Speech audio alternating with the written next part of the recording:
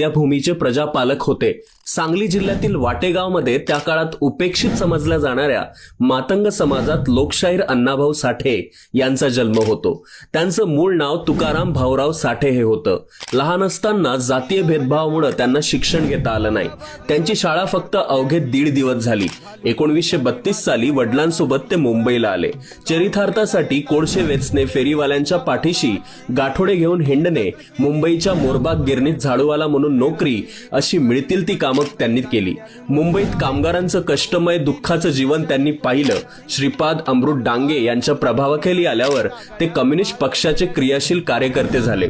वडिलांच्या निधनानंतर कुटुंबाची सगळी जबाबदारी अंगावर पडल्यानं ते पुन्हा आपल्या गावी आले। तेथे बापू साठे या चुलत भावाच्या तमाशाच्या फळामध्ये ते काम करू लागले। तो काळ 1942च्या चळवळीचा। ते स्वातंत्र्य संग्रामात सहभागी झाले, म्हणून इंग्रज सरकारनं त्यांच्यावर